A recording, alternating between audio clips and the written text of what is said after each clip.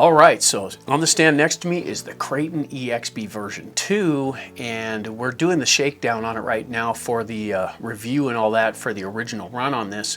And we got one battery into this, just one, and we were out in nature like we always do, and we've run a lot of these Kratons. And this thing blew one of the front drive cups just on a basic landing. It wasn't even anything serious. We came down a little nose heavy, nothing huge, and it just locked her up. And I looked, and the whole side of that, and I'll show you an image of it, but it locked it up, and that piece broke right off. I have no idea why it did it. It doesn't make any sense. I understand when you do big sends and things like that. This was literally maybe 3.5 feet off the ground, hit the ground, tore the drive cup apart. So in this video, we have to get this thing ready to go so that we can continue with our review on it.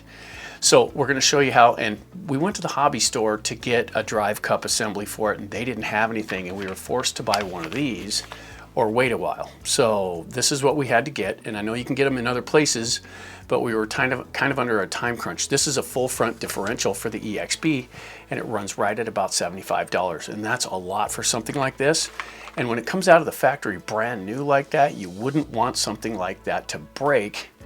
And we've never tore the side of a drive cup off like this before, especially in the front. I understand the rear where you put a lot more torque on stuff, but in the front, it made no sense. In this video, we're gonna pop this apart, we're gonna pop the new one in, we're gonna check the shimming and get it back up and running so we can finish this run for the review video. This should be pretty quick and pretty informative at the same time. Here we go.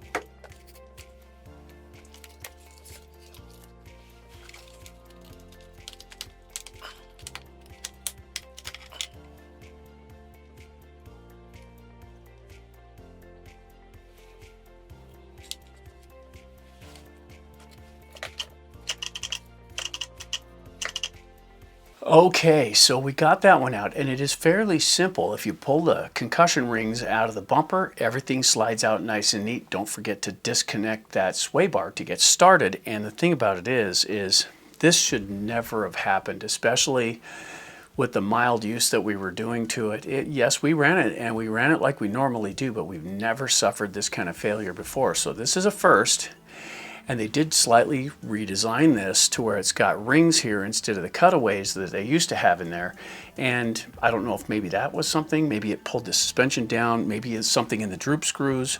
But the way we do things here at the channel, we run things the way they come out of the box. And that's the way most new people will get theirs, and that's how they run theirs. So we run ours pretty much the same way. We don't adjust anything until after the unboxing and all that is done.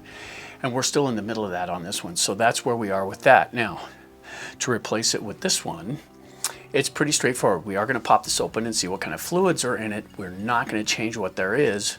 What we'll do is we'll top it up if it needs it, but we're going to put it right in the way it is, because this is also what a new person will get. odds are it has some fluid in it, and if that's what it has in it, that's what we're going to run, because if you buy one and you stick it in your car, this is what you'll get. So we're going to run it the exact same way. We'll put this right in there, we'll get everything back up and running, and then we'll be ready to go and complete our test of this car. So let's stop talking and let's get it in there.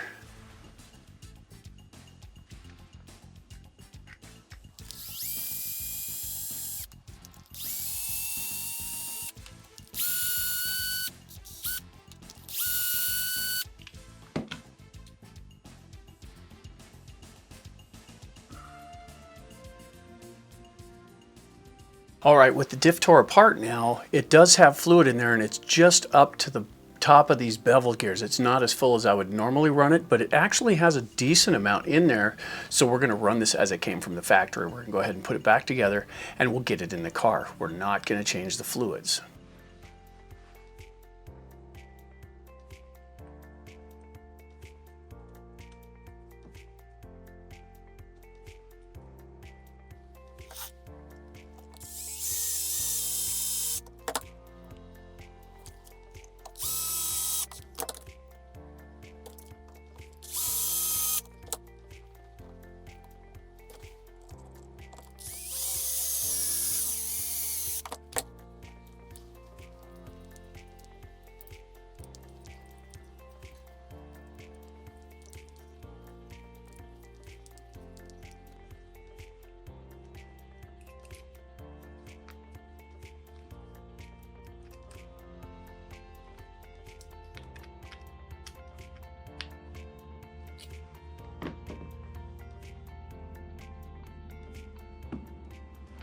All right, so if you take a look here, you should notice that this right here has a shim on it, and it's one standard shim, at least what comes in the kit. And they did manage to send those with this new differential, and they usually ship these with the kit anyway. But we're going to put a shim on, we'll look, make sure they're about the same, and we'll put a shim on it, and then we'll put it in and we'll test it and make sure that all of the slap and stuff is good in there, because you need just a little bit of spacing, but not much. It can't be tight. But since it already had one in there, we're going to add one and see if things fit.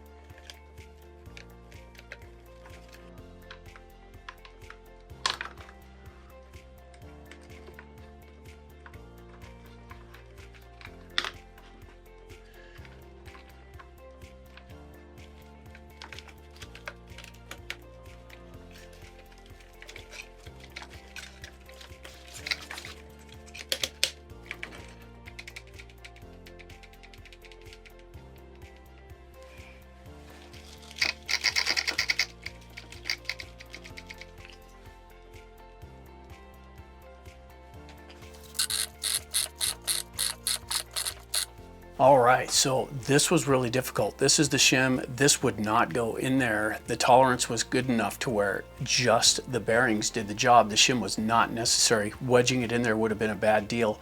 It does have just about the right amount of slap in there, so I'm gonna leave this out because it doesn't fit and wedging it in is not a good idea. So we're gonna go ahead and run it without one, and we'll put it together and then we'll test it again to make sure that things are the way they should be.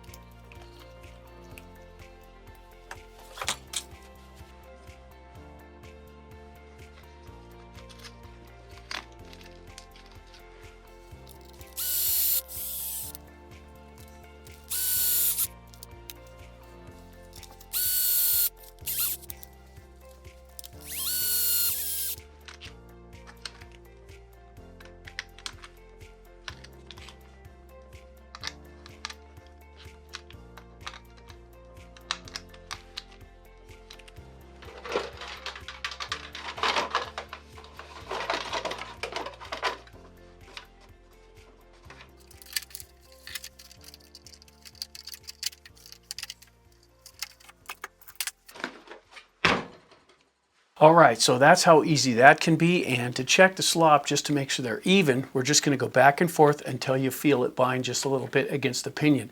And this takes up all the slop to the center differential to the motor. So this is about how much movement we have in the new differential. And if you move the back, it's the same. So the shimming isn't very far out if at all. It is nice and tight in there. We did not require the shim. Keep in mind, guys, the shims are generally for when you wear in a little bit, the bearings start to seat, things sit in the right place. You may have to pop it out and shim it afterwards. The way this went in our judgment, it didn't need one. So this is ready to get up and finish the run. So if you haven't already, don't forget to bash that like button and help our content spread. You know, little videos like this where you show something.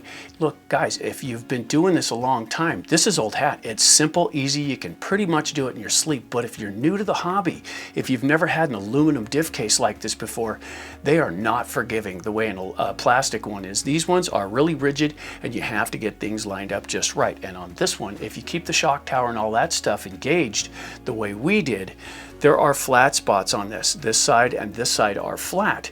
So they line up, make sure they're top and bottom like this, both sides, so they clear that shock tower when they go down in. These can be a little bit frustrating to get in, but they do go, and you don't have to take things all the way apart. Now, the thing about that is, when you go to seat it down in there, it's gonna slide down in, and you may think you've got it in all the way, but that doesn't mean you actually do. You gotta make sure and work it all the way down in there, move the pinion, make sure it settles all the way. It goes in there pretty far, so it makes sure that it's down in good and tight, because if you don't have it all the way down and you are bound up against that pinion a little bit and you put that cover on and start tightening that down, that can cause all kinds of problems, and then it gets worse from there. So be sure you're seated properly and you should be good to go. We hope this video was helpful, and if you guys have anything you'd like to add, please feel free to get in the comments down below and help others along the way. For AJ Jam Studios, I'm AJ saying, keep ranching.